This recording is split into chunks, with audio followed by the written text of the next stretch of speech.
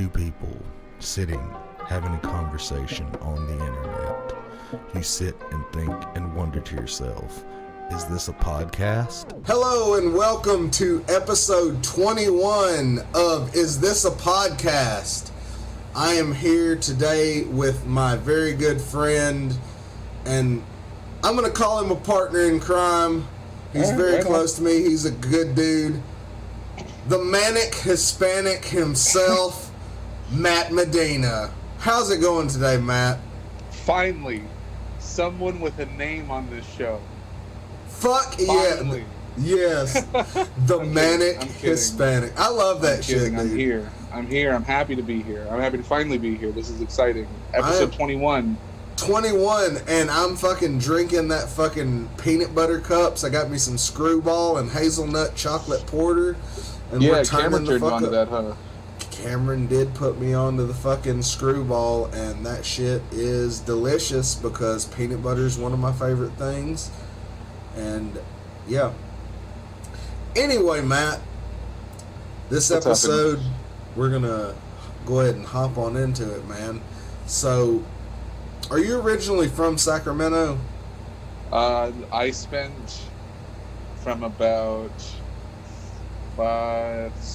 from like 6 years old, 6 or 7, till what is so that's 8th grade. What is maybe, yeah, man. So however old you are when you are in 4th grade, what is that?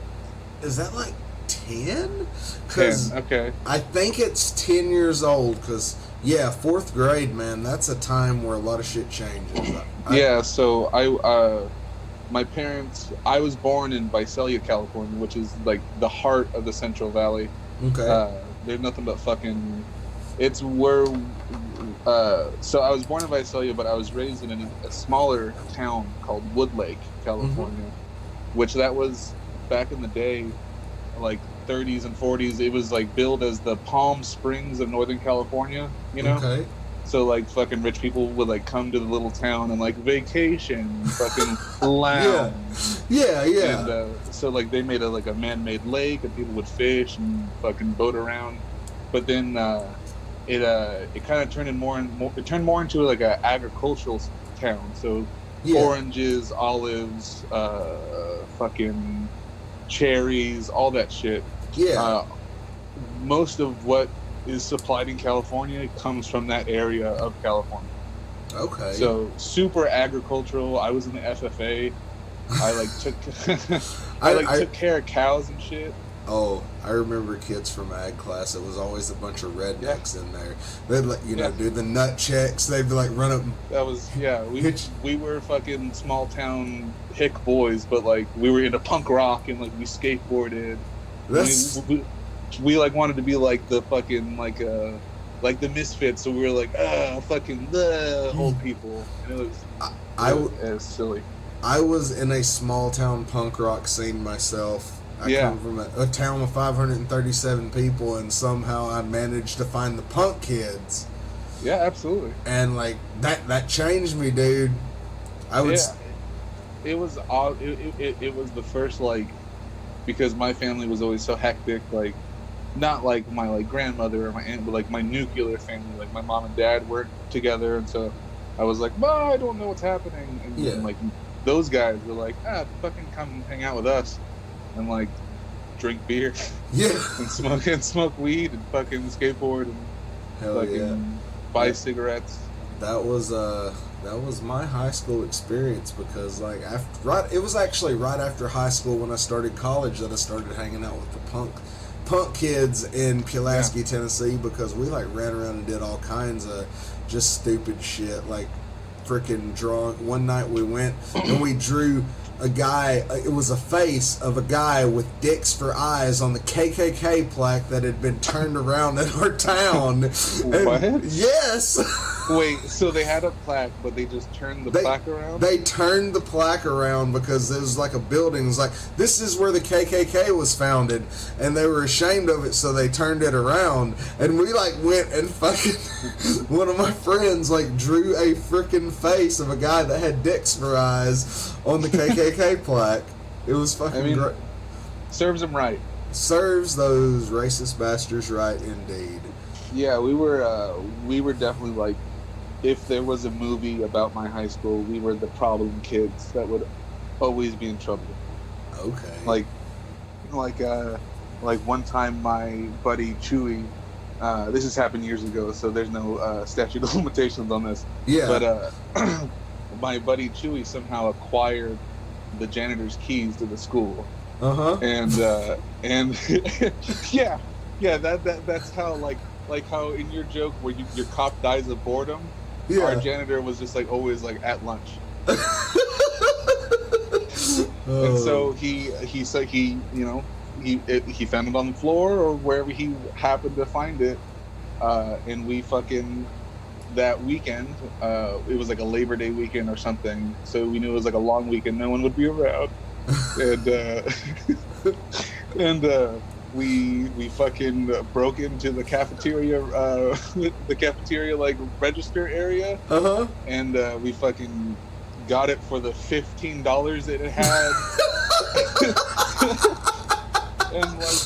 And we like divided the plan. We're like, okay, we go in there, everybody, like Chewy goes to grabs the money, Matt and Josh get like one thing each from the kitchen or whatever. Yeah. And I think Jose did something. I don't remember. Like kept lookout. Yeah, and we just straight up robbed the cafeteria. That's fucking crazy, bro. Yeah, and like I grabbed those fucking like soda machine boxes with the liquid in the bag, and I'm like fucking hoofing it with like a thing of syrup. Yeah, the syrup of like Gatorade, of like lime Gatorade. And I'm like, you guys said one thing. And I have the fucking box. And that's when I realized that like the soda machine puts the carbonation in the, because we like got home and we like tore open the bag like a bunch of fucking gay pirates, and we like filled our cups with this syrup, and we're like, oh, what the fuck just happened? Yeah. Oh my god. Yeah, we got in trouble a lot, and we were a pain in our parents' ass. That's funny. I didn't even have to ask you about high school, and you just told me about it. You know what, man? I really enjoyed the first 2 years, and then the year that I quit, I was just like fucking miserable. Mm-hmm. And like so like I went from like 5th grade, right? Okay, so let's go back to that. Yeah. I went from 5th grade to freshman year in Woodlake, in that small town. Uh-huh. So like that's where I fucking grew up. Like that's where I learned how to like party, how to like smoke cigarettes. Yeah. And so like that's where like my roots were there. Yeah. With like my friends, my family, and then me and my dad for a long time didn't see eye to eye because, you know, fucking whatever, teenage angst. Yeah. Parents divorced. But yeah, like I was mad for whatever reason. But I was like, fuck you, I'm gonna go to my mom's house, and like she just moved to Los Angeles. Yeah. With my now stepdad. Yeah. And so they were living in Long Beach, and so I went and lived in Long Beach for like a year to 2 years. Yeah. And did like sophomore year, the summer before sophomore year, the entire sophomore year, and then the summer after I spent in Long Beach, and then we moved to Oakland. So like culture shock from Central California to LA was like, I saw chicks wearing booty shorts when it was raining, and I was like, whoa, and I was like, I didn't know what the fuck. But I got with it. I was like, this is sick. And then going from Southern California to Northern California, and like being in the heart of Northern California, that was like that. I think I became who I was in Oakland, who I am, I guess. Yeah. Like in my mentality and like how I carry myself, because like that's very much like New York. I think the Bay Area is a lot like New York, whereas like Manhattan and like would be like San Francisco. Yeah. And shit like that. So I had that city mentality that like, get the fuck away from me. I don't know you. Like, yeah, fuck these bums and shit like that. Yeah. But yeah, fucking, what were we talking about? I'm high. I lost my train of thought. I got nervous. I'm on the 21st episode of Is This a Podcast with David Thorne? Is this a podcast? Exactly. I don't know, man. We were talking Sounds about like a memoir so far. It hasn't turned into a manifesto yet, though. Mm-mm. But let's go ahead and just move on to something else that is one of my fucking favorite topics to bring up on this show, and that is drug trips. Do you have any memorable drug trips that you would like to share with us? Well, Mom, if you listen to this, I'm sorry, but I'm sure you knew. She was cool. She was a cool ass mom. She is. She's still alive. She's not dead. The first time I did acid, me and my friends would go and take the fucking BART to the city, and we would it was like a Saturday thing. We would go to the top of Golden Gate Park and skateboard all the way down to the beach. And you'd hit hills and shit like that. It's when I was a lot thinner. And I can fucking, I can fucking cruise. But we took like 2 hits of acid each, and there's this and I was like 18, 19. Yeah. And at least for me, when I take acid, I feel speedy at the beginning. Yeah. I feel real fucking like I can, let's fucking rip, let's go crazy. Yeah. So we skate most of the fucking park, and then we get to this the bison enclosure. And we spent 4 hours staring at the bison, and just looking at it. And I remember seeing one half of a bison here, but then it just extend and then move like that. Like a caterpillar or something. Yeah, but it was just a continuous bar. Wow. Like a buffalo bar. That's weird. Yeah, it was weird. We ended the day at the beach, so it was nice and sea breeze, and it was the right environment to trip in. Each part of the trip was accompanied with this cool environment, so textures were fun, colors were great. Yeah. I think we stopped at the Japanese gardens. Yeah. And kind of just looked around, and we're there's too many people here, and we skedaddled. Yeah. But nothing crazy. I remember driving home when I was living in Long Beach. Yeah. And I ate a handful of mushrooms, and it was my first time taking them. And I was 15, 16, 15. Yeah. And I dated a girl. I was more friends with her. We didn't really date. It was fucking high school, Yeah. I hung out with a girl a lot whose mom was the manager of Tomorrowland at Disneyland. So we would get in for free. Yeah. And we had a college friend who was 19 that would hang out with fucking 16-year-olds, which was 15, 16-year-olds, which now I look at it, I'm that's weird. It's a little weird, but whatever. He bought us weed and shit. I don't know, whatever. That's cool. He contributed to minors. I was a big cigarette smoker in high school, so I'm oh, this dude can fucking buy me cigarettes. He can buy me a pack of fucking Camels. I'm down. This guy's cool.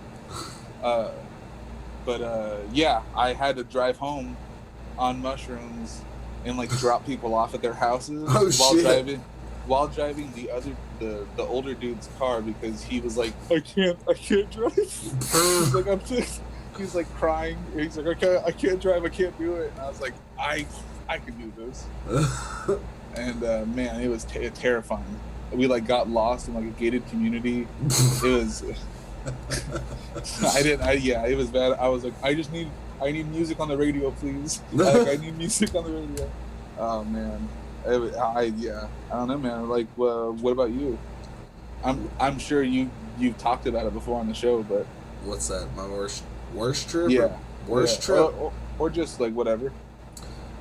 I'll just tell you my worst trip. I think it has to be the time that I was hanging out with some friends. I will not name them, but we were hanging out, and I guess I got too intense for them because I was on mushrooms, and I like can get amped up depending on who I'm around, and Okay. I got a little bit too much for them, and they were like, it was a Friday night, and Vince's was going on.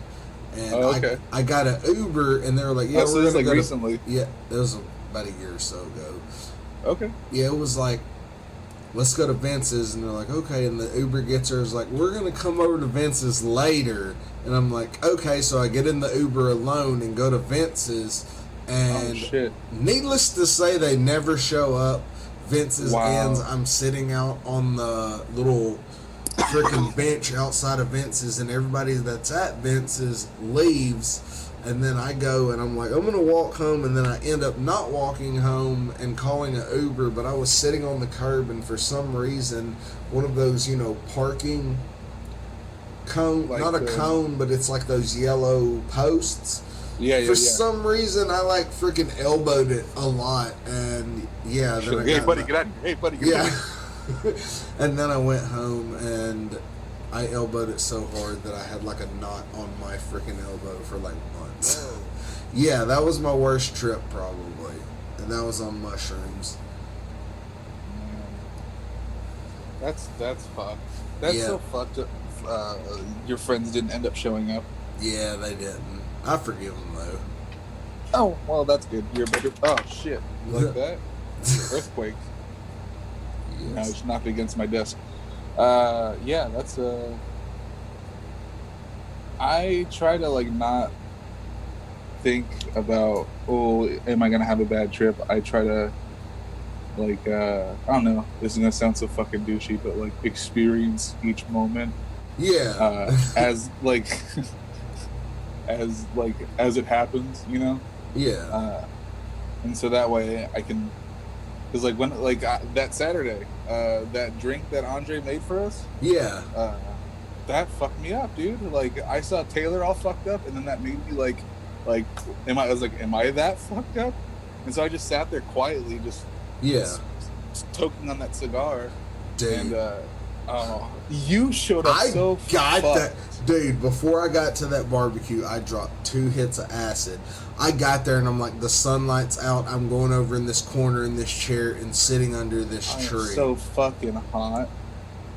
It's so hot. It was. Ugh. It was a good time though. Oh my was god. fun. I was so that, and then when I was singing The Devil Went Down to Georgia and almost freaking broke. I felt like I almost broke my teeth out. Watching the That- video, it dude. didn't look like I was gonna break my teeth out, but I felt like it. And that shit, I couldn't comprehend what was happening in that moment. I was like, what? What did he just do? Why is the board like all fucking pointing in the air? That was hilarious. Hilarious. And right after I did it, I felt so bad about I it. know, dude. I saw, for fuck's sake, dude. I was just like, I feel so bad. I messed up their deck. I felt like I like made Sean's wife mad and shit. But they were just like, Oh it's man. Yeah, I don't like. I feel like we all made Sean's wife mad. It was a good time though. Hopefully he does it again. Yeah. Yeah, hopefully, and hopefully we all have our shit together next time. Definitely. That was such the wrong day for her to have like friends and her to be at work. But whatever, it's her house, Yeah. and we were just there crawling around. Oh man, that was a good time.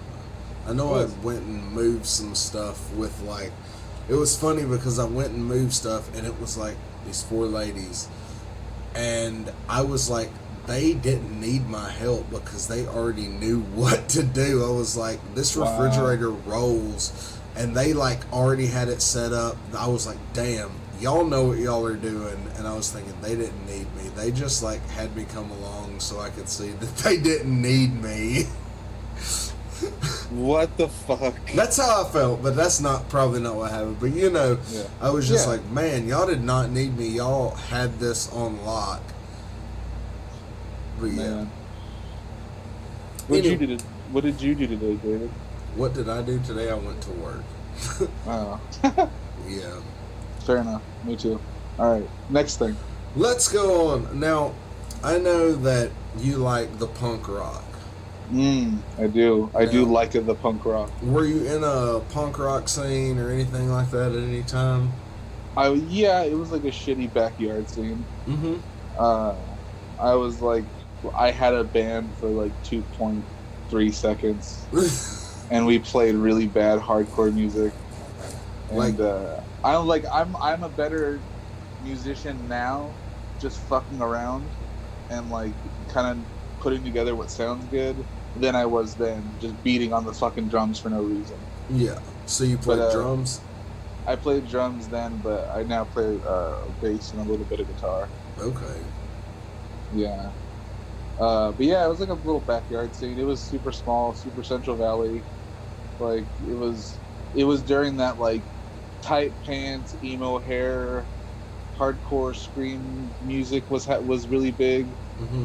And like I was the only guy that was like, "What about the circle jerks, guys? Like Black Flag, Like, fucking like Snapcase and Earth Crisis and shit like that. Earth Crisis, A Bullet for My Valentine, fucking what's that goddamn band?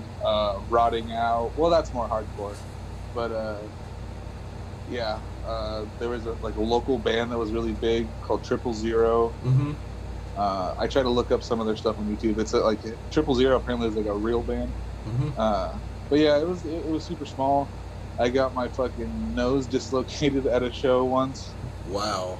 Yeah, in a bounce house. Oh shit. We all thought it would be fun. I don't know if it was dislocated, but it was fucked. It was like sideways for a little bit. It was fucked up. But yeah, we thought it'd be fun to like slam dance or mosh pit or whatever in the bounce house. and I just remember like being in the middle, someone jumps, they kick me in the stomach, so then I fall forward, and then someone else's heel just hits me in the fucking nose. Oh shit. And I'm like, oh, and I'm wearing glasses, and my fucking glasses fall off. So I'm like, Velma was trying to get my glasses. Yeah. And then I just feel this fucking hot, like blood. Water. Yeah, It's just coming blood. out of my fucking head. And it was dark, so I like kind of covered up with my flannel and rolled out and went to the bathroom. And I was just fucking like Andrew WK, just like covered in fucking blood and like spitting in the sink. Yeah. And I was so angry, and I just like left that sink a mess like an asshole. And, like, oh, sorry, Alyssa, I didn't mean to leave your sink like that, but I was mad and angry and fucking punk rock and just punk. And yeah. Oh, like in my head, I think I don't think that I did this, but I would see myself like spitting on the mirror. But I don't think I did that. Yeah. I think I just said that to sound cool, but that mentality. Yeah, definitely. Yeah. Oh, I remember the punk days. They were some good times. Yeah, like I feel like my shit was so watered down compared to like previous generations. Oh, like yeah. there wasn't fucking stabbings at my backyard shows, but like there was probably 10 years ago or fucking 15 years ago. Oh yeah, and, definitely. And so like I'm sure like even in that small southern punk scene, I'm sure shit got fucking crazy. It was like mostly a bunch of people doing like drugs and shit. Alright, fair enough. Just fair like enough. you know, there's like some people had a punk house. Like I know one of my friends like had a house out in the middle of nowhere, and he would have like parties there and shit. It was a good time. Like I know the first time I ever drank was at that house, and I drank like Perfect. Jack Daniels. First time drank Jack Daniels, drank beer. I kind of had a breakdown, and that's the first time I ever went to the hospital. After that, I've never been to a hospital because of drinking, but I as a teenager, I started off with just beer. I was Mr. Beer Meister. I'd fucking kill like 12 packs. damn. And now I'm more robust. I drink liquor.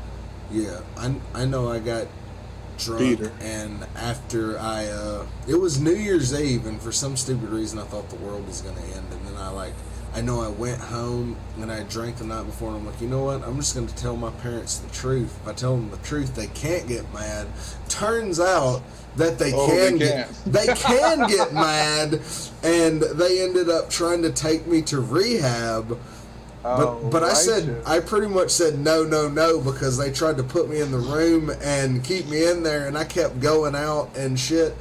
And they ended up now, everybody. Yeah, and then they ended up sending me to Birmingham, Alabama, with 2 old people I didn't know to the mental hospital. So you went to a mental hospital, huh? Oh yeah, definitely. That's the first time. Oh man, dude. First time I can't wait for your book to come out. Dude, I'm gonna get David Thorne to write it. Dude, yeah, it's gonna straight be up. David Thorne. This is not an autobiography by David Thorne. Yeah. Oh man. But yeah, you should get him on the podcast, dude. Oh, I should try to. I should be like, yeah, absolutely. I have Twitter. I could message him. I'm like, hey man, you want to be on a podcast? Yeah, and like do your research too, and come with like good questions. Yeah. And be like, also, stop using my name. All those book sales belong to me. I wonder if I'm older than him or he's older. Because that is like, I was David Thorne first, motherfucker. Yeah, I was here first. I was David Thorne first. I was here first. Exactly. Empty your pockets. Pockets to the ground. Pockets to the ground. Oh, man. All right. Let's move on to something else that I know that's one of your favorite things now. Uh-oh. Let's talk about some wrestling, dude. Oh my God. Because all right. I know that I just have to ask this. Dynamite was excellent tonight, everybody. It's, Theater of the Mind. We're recording this in the past, but it's coming out in the future. But the June 26th episode of Dynamite AEW was good, boys. Good job, Tony Khan. All right. Yeah. But wrestling now. Yes, I want to ask you, in your opinion, what is the best match that has ever happened? Oh shit! How long do we have? Is this a wrestling podcast? That's my show. Best match. So the best match ever, or the best match I've seen? Let's say the best match. Let's do both.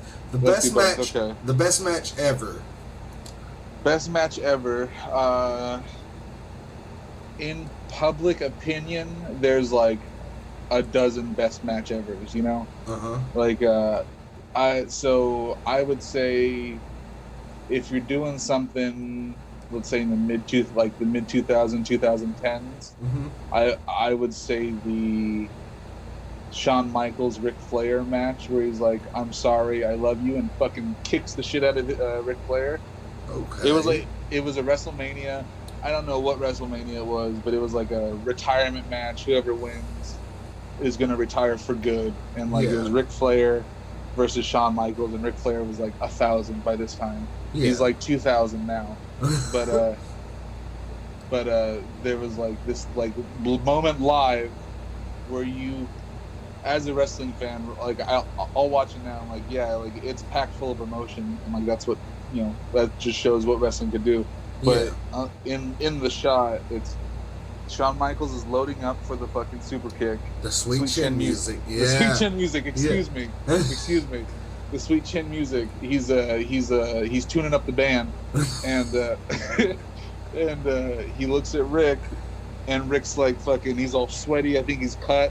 Right. He's bleeding. Yeah. Old fucking man. Right. And he's like fucking. Let's fucking go. Give it to me. And he's all tired and shit. And then Shawn Michaels goes mouth. He probably says it, but you can just see him mouth it on camera.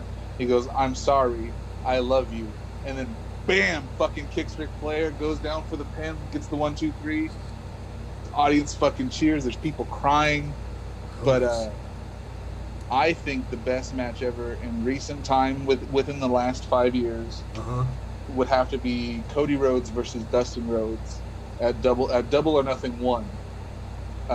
Last year on my birthday, May 25th. Oh wow! Yeah, I was. Is that Go like ahead. father-son match? That's a brother match. So that's Okay. Goldust versus his younger brother Cody. Okay. But Goldust is his original gimmick, the natural Dustin Rhodes. Okay.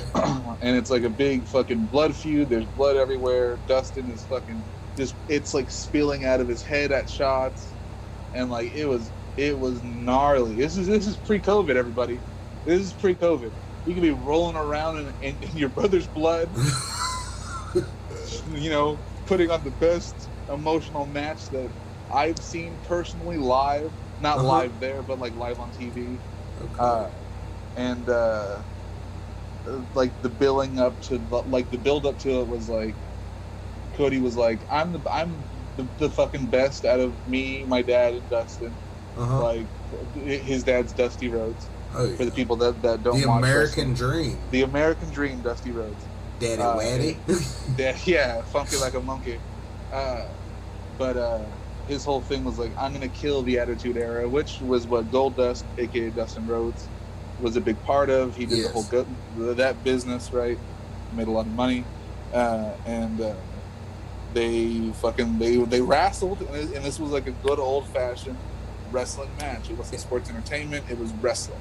In the words of Jim Ross, was it a slobber knocker? It was a fucking slobber knocker. Okay. It was a barn burner. A barn burner. It was a fucking barn burner. And at the end, right, Dustin's taking off his boots because that's what wrestlers do when they retire. They leave their boots in the ring.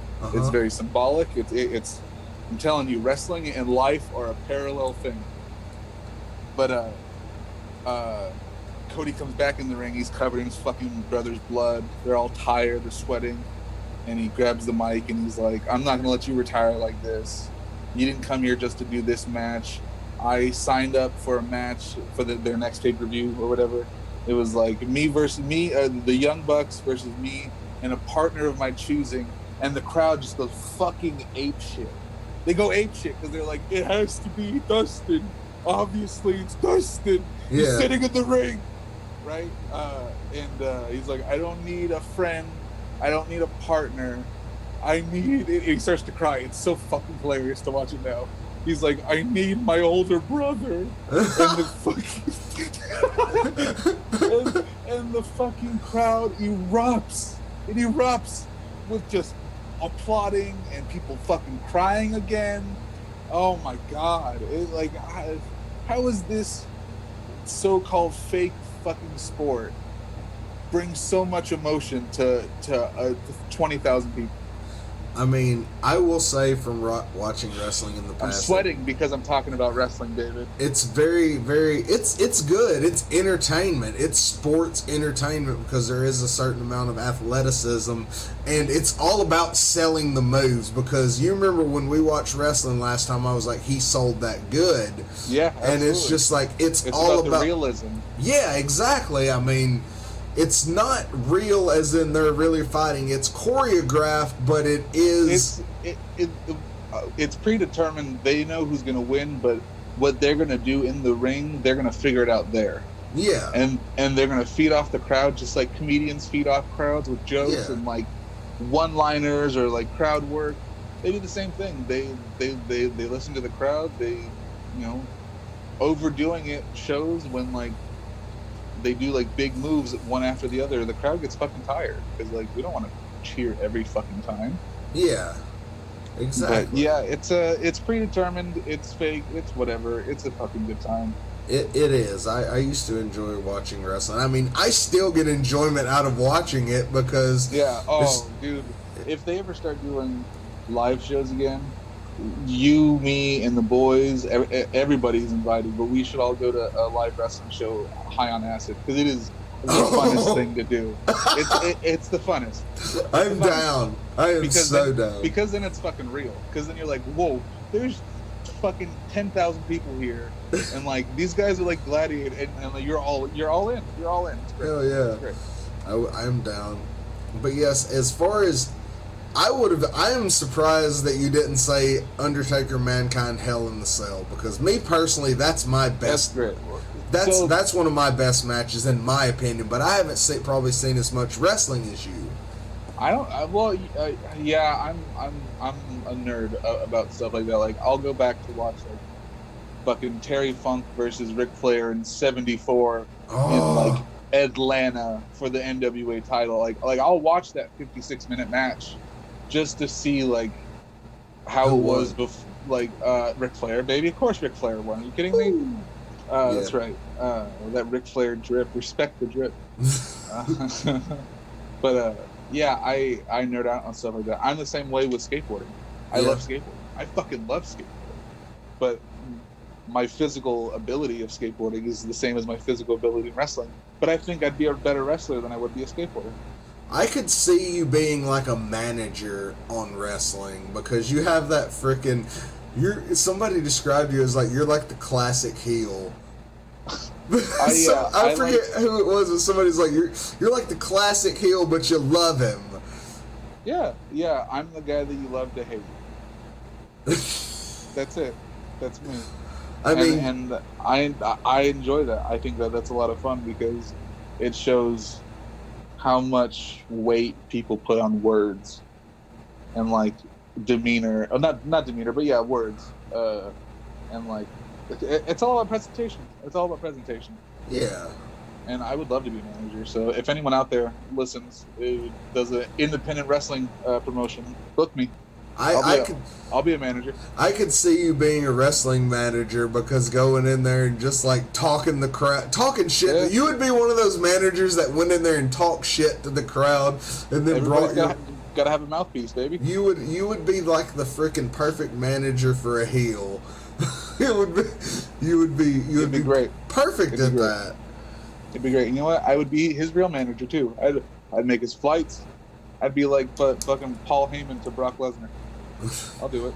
Paul Heyman, he was a Paul Heyman. I'm a Paul Heyman guy, dude. ECW man. Fucking Paul Heyman was the fucking man behind He's a that genius. shit.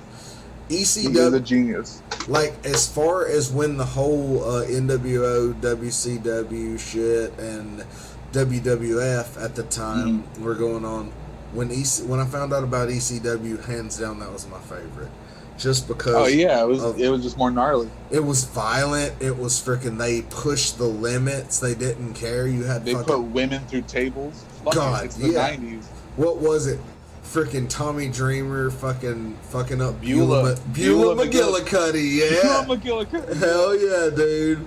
Oh my god. I remember like somebody posted something on Reddit one time and was like, who is this? I'm like, Tommy Dreamer fucking and Beulah McGillicuddy because I remember pile seeing driving Beulah McGillicuddy to the fucking table. Yes. Yeah, man, fucking wrestling's great. You know, for as fake as it is, there's a lot of real people in wrestling. Yeah. I remember one of the craziest things I ever saw. I think it was 911 chokeslam Tommy Dreamer through like 9 fucking tables. Do you remember that shit? Oh, yeah. They had, it's like, why did they have the tables stacked up? They're like, fuck it, it's ECW. it's EC fucking W, man. They had some crazy ass matches in that. Fucking, what was it? The Blue Meanie. You know why we did it? Because you wanted to see it. Raven, the Flock, Stevie Richards, the Blue Meanie. Brian Pillman. Fucking Brian fucking Pillman. He was a fucking heel. The loose cannon. The fucking loose cannon. Like, he went over into WWF and fucking wilded out for a while, dude. Yeah. Him and Steve Austin were tag team partners in WCW. Oh, wow. Yep. That's crazy. It's Yeah, like, man. didn't The Undertaker was in WCW for a while as Mean Mark Calloway, correct? He was Mean Mark Callis. Callis? I thought it was Calloway. Callis, yeah. And the Godfather was in WCW as the Punisher. Really? Yeah. Him and fucking the Undertaker are like best friends. Oh, wow. The Godfather and The Undertaker are best friends. Yeah, dude. That's weird. Yeah, fucking best friends. That's cool. Yeah, man. What else you got for me, David Thorne? Come on, I can talk about wrestling all day. Oh, I know you can. Now let's go into you host an open mic, the Scoreboard, and and it's one of my favorite mics. As far as bar mics go, in my own personal opinion, it's one of the most fun bar mics I've ever done, and I think honestly that's because the setup of a bar is in like a horseshoe where you have the stage. It caters. Everybody can fucking see you, and if it's packed, and people tend to pay attention because that's the most entertaining thing going on in the bar.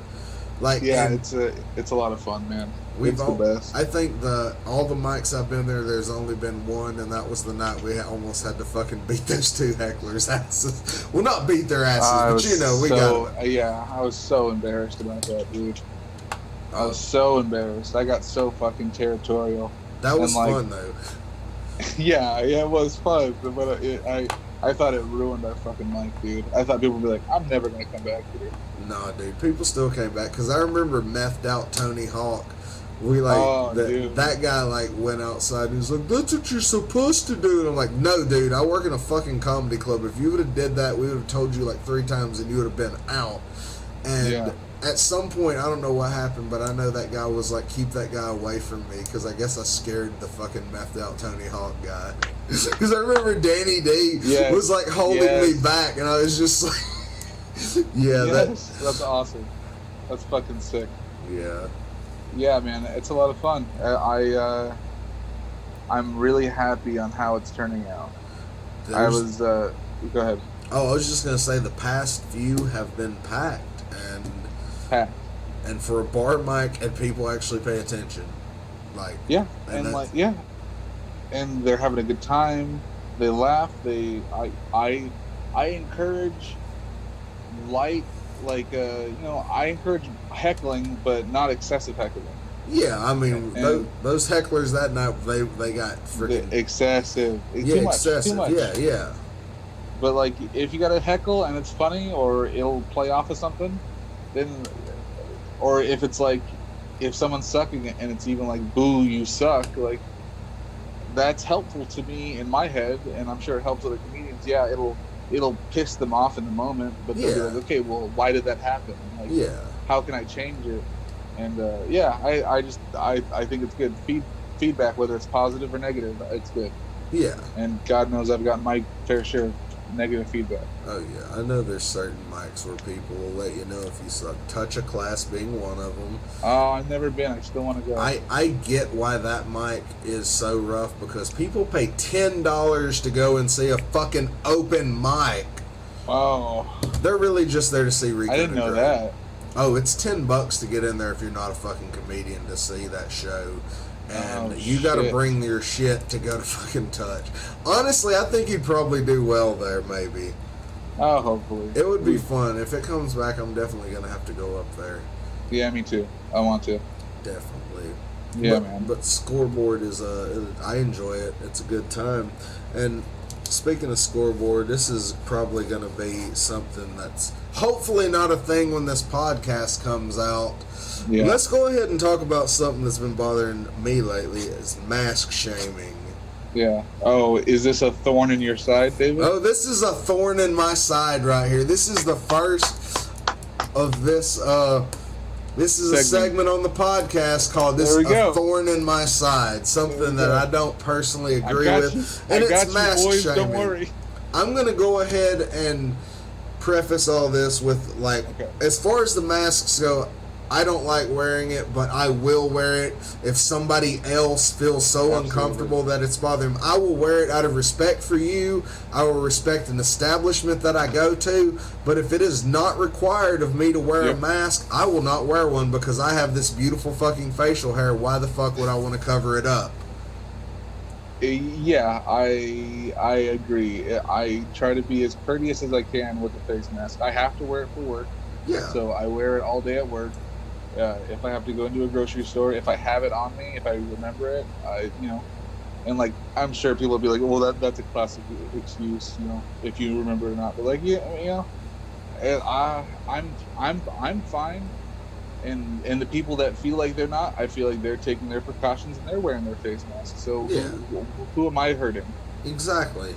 That's the way I look at it. If somebody is wearing their face mask, why are they worried about me not wearing my face mask? I mean, are you that concerned about my health? I mean, because, yeah. I don't know. It's like I've been almost done here, dude. Oh yeah. Hold on.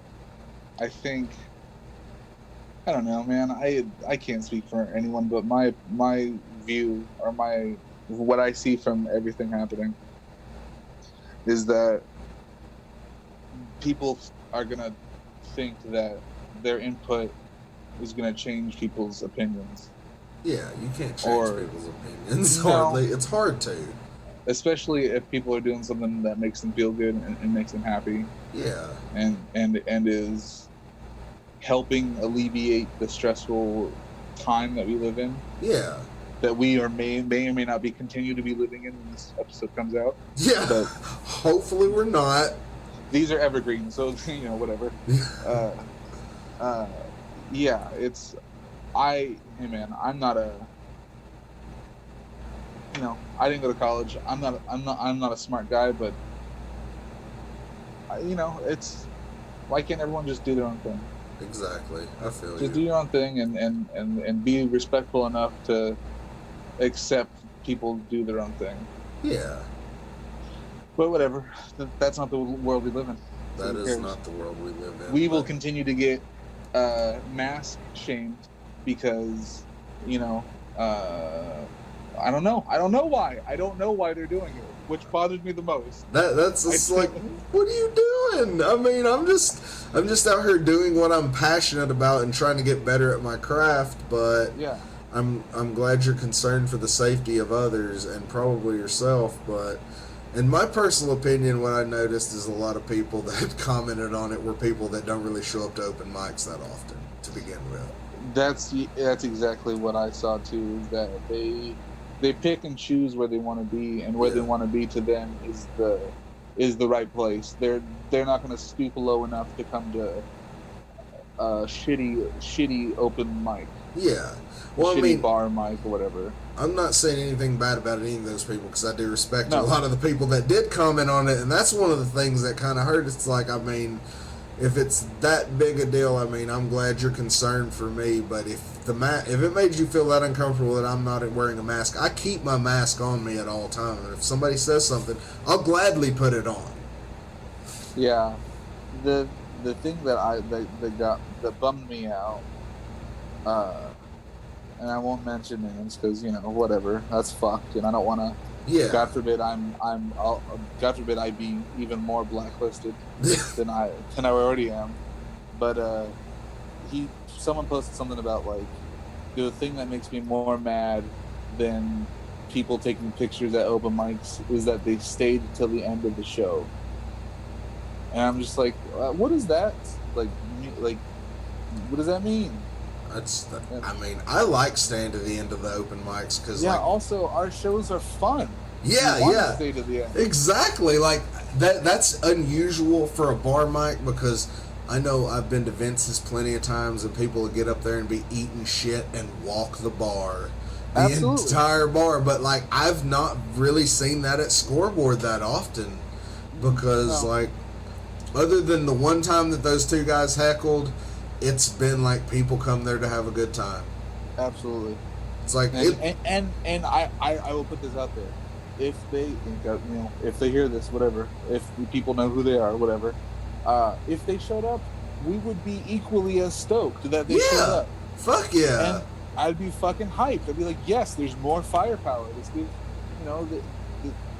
it shows, but whatever. I mean, it's good to go out and support other mics. That's just but hey, like we said, like me and Cameron and Taylor said on our podcast, we were like, everyone does it themselves, their own way. So keep doing those paid gigs and keep doing those Zoom mics. That'll work out someday. Definitely. Probably. I don't know. Really, I enjoy doing Zoom mics sometimes personally, but that's just me. I like to be in front of people, and Zoom mics gives you an outlet to be in front of people across the country, and it's like you go in there and do a few good jokes and people like remember who you are, and it's like one day you may be traveling and you got those connections. It's more about networking with the same mic. That's absolutely true. You got me there. Yeah. I've been canceled. Sorry. I'm now canceled because of that. You got me there. Honestly, yeah. I mean, yeah, it makes sense to meet people, make connections. Because, I mean, there's this one mic that I've did a couple times, and it's like they're always like, oh, you want to come in and close out the mic? And that's the mic I did last night. David Thorne, dude, close it. My thing is like, I don't mind going last at the open mic because I have to get used to going last. Right. Yeah. But, yeah, there's, like, mics that are just like, yeah, we'd love for you to come in.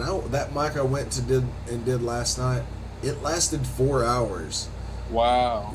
She puts, like, as many people up as will sign up. I mean, it's a pretty cool room. It's called Blue Mic. I'm going to go ahead and plug it on the podcast. Oh, right on, Blue Mic. But, like, right. I didn't know what blue comedy was until I did that, and that's apparently, like, perverted shit. That's the shit that we do, yeah. Yeah, I do a lot of that. It's blue humor. I do a mix of that, and I'm black and blue, man. Yeah. Yeah, that's me. I'm black and blue all day. I got a bunch of dark black shit. comic. David Thorne wears whiteface. Yes, I do. Yeah. He wears whiteface. He gets that beard permed. Oh. It's a whole thing. Oh, White King, David Thorne. Oh, man. Don't call me white. Don't call. He hates that, everybody. So if you ever see him at a live show, go ahead and scream out White King, David Thorne. Oh, man. God bless him. Close out, Matt, what I like to do is share with me anything you got going on. Obviously no shows because this is going to be going up in the future. Well, hey man, honestly, every Monday until they tell us we can't anymore, do the work, open mic from 8:30. Sign-ups are at 8:15. Shows at 8:30. We go till 10:30, 11, sometimes midnight if we have that many people. It's such a fun place. I encourage freedom of speech. Say what you want. We have people that are on the left. We have people that come up that are on the right. We have neutrals. I am a big proponent of giving a space for people to speak what's on their mind, and it's for the people by the people. And I would love for everyone to come out, no matter who you are. Hell yeah. Most definitely. Now, yeah, man. I know that my nose on camera. You recently started a new podcast. You want to tell did. us about that? Go ahead and plug that shit up. Yeah. It's called 45 Minutes In. We're still working out the kinks on it. I think we're gonna go from a podcast to more of like a visual podcast. So we're gonna put a link up on the Facebook page now. Not Facebook, fucking YouTube. We watch any and every bad movie that we can think of or find, and we fast forward the movie till 45 minutes in, and we don't have any knowledge of the plot. We don't have knowledge of anything except for what's happening in that moment. And at the end, we go through the plot. We talk about it. We talk about anything and everything. We'll interject. It's like a commentary track mixed with a podcast, and it's just friends getting together and just watching a movie and bullshitting. And man, I can't wait to have you on. Hell yeah. I'm looking forward now to that I'm finally on this podcast. Finally, I got to get Cameron on here too. Yeah, definitely. Make him be like 31 now. 31. Yeah, 37. 37. Make him be 37. Yeah. 37. Yeah. Oh yeah. Yes. Man, I really. How long have we been going? It's been about an hour, 53 minutes right now. We're pushing up on an hour. Shit. It's been a good episode. I've had a good time. We've had some good talks. This has been a fucking great time. Oh yeah. Is there anything that we didn't cover on your list? No, man. We've got it all covered, man. We went through everything. We got right no more now- mask shaming. I think we've stopped. I think we've ended We global mask shaming. We did good on the mask shaming and said our piece and didn't drag no names through the mud, which we can't That's say right. for the people who mask shamed. That's right. Absolutely. Absolutely. We took the high road and said our piece. We still love you guys. I don't hate you. It just it hurts a little I'm bit. indifferent. I still wanna be cool with everybody. But you got any social medias you want to plug, Matt? Yeah. Follow me on Instagram at Kung Fu Gripe. It's like grip, Kung Fu grip, but with an E at the end. Uh-oh. What did I do? Lost your video. There you go. Oh, there we go. Sorry. Yeah, Kung Fu Gripe, Instagram. That's about it, really. I don't have Twitter. I mean, I do, but I don't give it out because it's real cringy. I gotta delete a lot of stuff. Okay. Or just delete the entire Twitter altogether. But yeah, this has been a fucking blast, David. I'm drunk, dude. I'm a little drunk. Oh yeah, I think I might go make me another peanut butter cup after this. But anyway, Matt, thank you so much for being on, dude. I got one more plug. One more plug. Plug it up, man. I have to. Wednesday nights, 5 p.m. West Coast time. AEW, TNT, All Elite Wrestling. Listen to me, David Thorne. You better be watching All Elite Wrestling at 5 o'clock on the West Coast time. What's that? 7 Eastern? Right? Eastern Standard Time? Sure. Mountain Time? I don't care. All Elite Wrestling, AEW. We're going to the top. Oh. The Manic Hispanic Matt Medina is all in with All Elite Wrestling. Send that to Cody Rhodes. Send that to fucking Tony Khan. Coming for you. You'll be a manager on AEW one day, Matt. Just like Taz. Taz. Okay. Taz is a manager right now. Wow. This is a different podcast. This is a whole different podcast. Anyway, man, thank you so much for being on. I appreciate it. I'm going to go ahead and end it there, all right? Thanks for watching, guys. Like, share, subscribe, comment, tell me what you thought. Follow me on Twitch at The Southern Reject. Thanks. Have a good day.